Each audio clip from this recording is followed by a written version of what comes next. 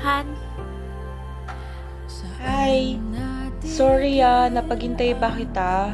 Nasa CR kasi ako kaya ngayon ko lang nasagot yung tawag mo. hindi. Okay lang. Si Junmar nasaan? Ayun, nag-grocery. Naubusan na kasi siya ng stocks dito. Magla-lunch na din kami. Alam mo naman, may papasabi ka Wala ba? naman. Ang tagal ko na kasing tumatawag sa kanya eh. Hindi niya sinasagot yung mga tawag ko. Gusto ko sana siyang makausap eh. Bakit? May nagawa ba sa'yo? May atraso ba siya? Loko talaga yun. Masyado kasing pasaway. Pwede ko bang malaman kung sino ka? Ay, sorry. Casey nga pala. Girlfriend ako ni Junmar.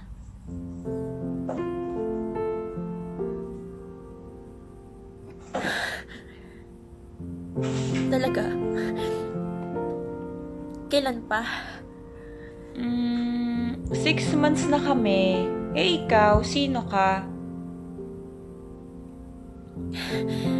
Rachel. I'm Rachel. Ikaw yung cousin niya. Lagi ka nga niyang kinikwento sa akin eh. Alam mo, gusto ko yung ugali mo. Sana makapag-bonding din tayo.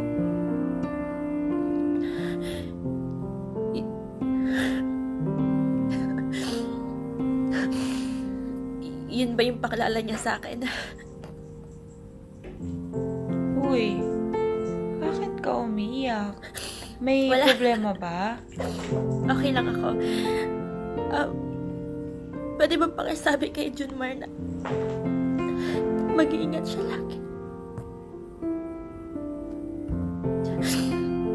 Pwede bang alagaan mo siya para sa akin? What do you mean? Are you...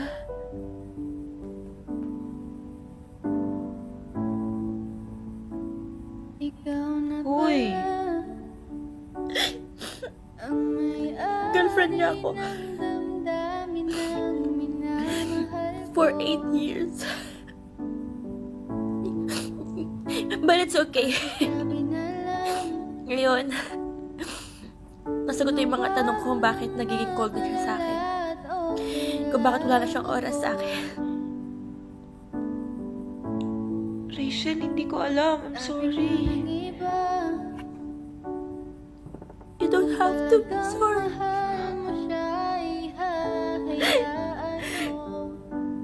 Baka kasi nagkulang ako. Baka naging boring na ako. Baka nabibigay mo na yung saya na hindi ko kaya mabigay sa kanya. Ano yun naman ang mahalaga eh. Maging masaya siya.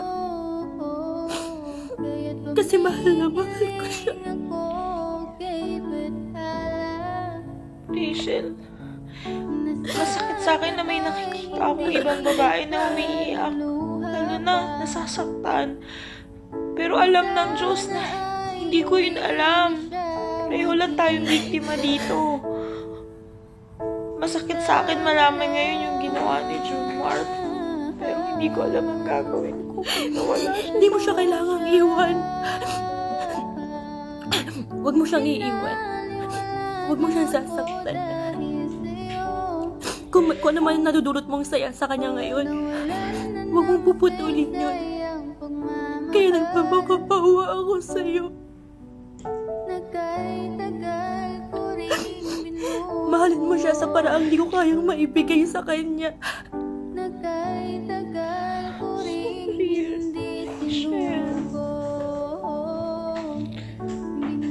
Thank you for understanding me. Thank you for understanding our situation. Siya na lang yung natitira sa akin at hindi ko alam kung anong mangyayari kung pati siya mawawala. Sorry. No. Thanks to you. Thanks for being there for him. Huwag mo na lang sabihin sa kanya na nag-usap tayo, ah. Basta yung pangako mo, ha? Oo, makakasa ko. Hindi yan nag-aamusa sa umaga. Kape lang yan, okay na yan. Sa gabi, hindi yan nakakatulog kapag hindi naliligo. Kailangan painitan siya ng tubig. Hindi rin yan kumakain ng isda. Oo, kasi takot siya sa tinig. Kaya mahal na mahal ko yun. Ang weird, di ba? Kaya mahal na mahal ko rin siya.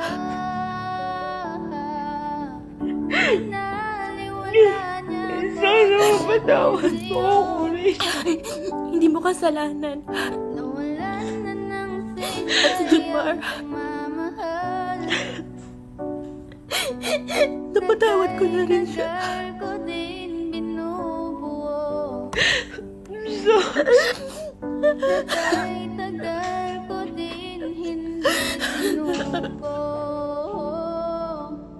Binaliwala niya ko dahil sa'yo.